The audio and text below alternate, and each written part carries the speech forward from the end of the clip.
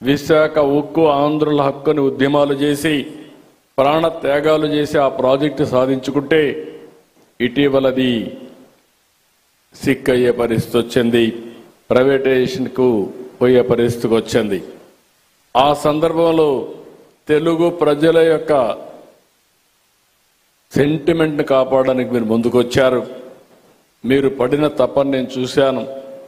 దాన్ని ఏ విధంగా స్ట్రక్చర్ చేయాలో చేయడమే కాకుండా మళ్ళీ దీన్ని ముందుకు తీసుకుపోవడానికి కాంపిటేటివ్గా తయారు చేయడానికి ఏమేం చేయాలో అవన్నీ చేశారు. అదే మరి బిగ్ ప్రాజెక్ట్స్ మీరు చూస్తే రిఫార్మ్స్ వచ్చిన తర్వాత మొట్టమొదటిసారిగా $15 బిలియన్ వచ్చిన ఏకైక ప్రాజెక్టు గూగుల్ విశాఖపట్నంలో data centre and artificial intelligence.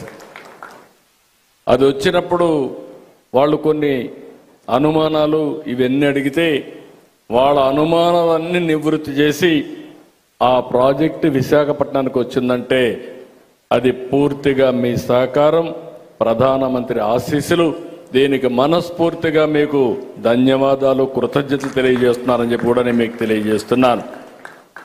ఇది కాకుండా ఆల్వేస్, ఎందుకంటే మీరు చేసే ఈ అభివృద్ధిలో ఈ రాష్ట్రం కూడా భాగస్వాములు కావాలి. అందుకే ఈరోజు పోలవరం పూర్తయిన తర్వాత అన్ని రాష్ట్రాల కంటే ఆంధ్రప్రదేశ్కు ఒక అడ్వాంటేజ్ ఉంది. గోదావరి, కృష్ణ,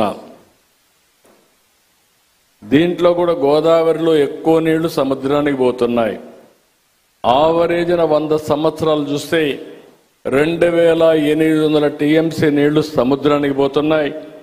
అందులో 200 టీఎంసీ నీళ్లు వాడుకోగలిగితే కరువు అనే మాట ఈ రాష్ట్రంలో రాదు. దానికి ఒక ప్రాజెక్ట్ తయారు చేశాం. అదే ప్రాజెక్ట్ మీరు చూస్తే పోలవరం నుంచి నల్లమల రిజర్వాయర్కి ఈ ప్రాజెక్ట్ని మీరు కానీ ఈ సంవత్సరం పూర్తి చేస్తే దాన్ని ముందుకు తీసుకెళ్ళి 3 సంవత్సరాల్లో పూర్తి చేయగలిగితే ఆంధ్రప్రదేశ్ రాష్ట్రానికి ఇది ఒక వరంగా తయారవుతుంది. రాయలసీమ కూడా సస్యశ్యామలం అవుతుంది.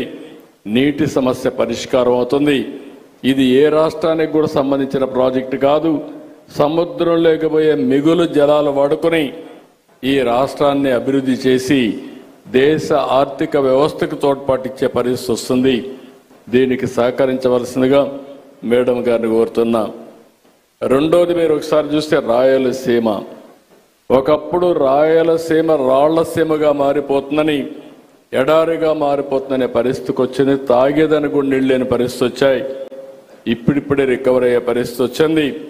ఇప్పుడు రాయలసీమని ఒక హార్టికల్చర్ హబ్గా తయారు చేయాలని ఈరోజు మీరు చూస్తే 40-50 హార్టికల్చర్ ప్రొడక్షన్స్ అంతా అక్కడ చేసే పరిస్థితికి వచ్చాం. ప్రపంచానికి ఒక హబ్గా తయారు చేయడం కోసం ముందుకు పోతున్నాం. ఇక్కడ మేడం గారిని ఒకటే రిక్వెస్ట్ చేస్తున్నా, దీన్ని కానీ మీరు ముందుకు ఒకసారి ఆలోచించి సహకరిస్తే, కొద్ద ఫైనాన్షియల్ సహకరిస్తే ఇది ప్రపంచానికే గర్వకారణంగా పండ్లు ఎగుమతి, కూరగాయలు కానీ పండ్లు కానీ ఎగుమతి చేసే పరిస్థితి వస్తుంది. ఈ ప్రాంతం అభివృద్ధి అవుతుంది. దానికి కూడా సహకరించవలసిందిగా వారిని కోరుతున్నా. ఇంకొక పక్కన పూర్వోదయ ప్రాజెక్టు కింద ఈ 4-5 రాష్ట్రాలకు ఆర్థిక సహాయం చేయడానికి కేంద్ర మంత్రి గారు అనౌన్స్ చేశారు. ఇది కూడా ఈ సంవత్సరం ఒక షేప్ ఇచ్చి దాంట్లో కూడా కొంత సహకరిస్తే ఉత్తరాంధ్ర బ్యాక్వర్డ్ ఏరియా, ఆ ఏరియా కూడా అభివృద్ధి అయ్యే పరిస్థితి వస్తుంది. అదే మరి రాష్ట్రంలో మిగిలిన ప్రాంతాలకు కూడా కొంత సహకరిస్తే అక్కడ ప్రాజెక్ట్స్ చేసుకోవడానికి అవకాశం వస్తుందని చెప్పి తెలియజేసుకుంటూ, ఇప్పటి వరకు మీరు సహకరించిన విధానం వల్ల చాలా వరకు రికవర్ అవుతున్నాం. కానీ ఇంకా ముందుకు పోవాల్సిన అవసరం ఉంది.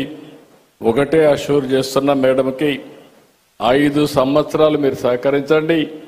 తర్వాత నిలదొక్కోవడమే కాకుండా ఈ దేశంలో ప్రగతికి ఆంధ్రప్రదేశ్ రాష్ట్రం పూర్తిగా ఒక బ్యాక్ బోన్గా తయారు చేసే బాధ్యత ఈ రాష్ట్రం తీసుకుంటామని చెప్పి హామీ ఇస్తూ, అందుకనే మరొకసారి మనస్ఫూర్తిగా అభినందిస్తున్నా.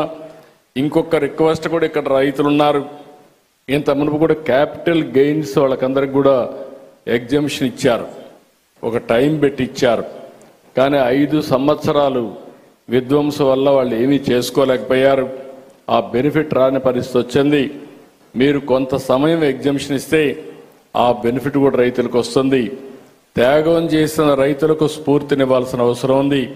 దానికి కూడా సహకరించవలసిందిగా మరొక్కసారి కోరుకుంటూ, ఈరోజు ఈ సభ చూసిన తర్వాత నాకు ఒక నమ్మకం వచ్చింది. అమరావతి వేగం పుంజుకున్నది. నాకు ఏమాత్రం అనుమానం లేదు. ఇవన్నీ జరిగితే Amaravati will be unstoppable in development అని చెప్పి మరొక్కసారి మీకు తెలియజేసుకుంటూ, ఈ యొక్క ఒక పుష్ ఇచ్చినటువంటి, నేనేదో ఒక బ్యాంక్ ఓపెన్ చేద్దాం అనుకుంటే కాదు, అన్ని బ్యాంకులు ఒకేసారి ఓపెన్ చేసి ఏ విధంగా చేయగలుగుతాం ఒక మోడల్ క్రియేట్ చేస్తామని మేడం గారు ముందుకు వచ్చారు. వారిని మనస్ఫూర్తిగా అభినందిస్తూ ధన్యవాదాలు తెలియజేసుకుంటూ మీ అందరి దగ్గర సెలవు తీసుకుంటున్నాను.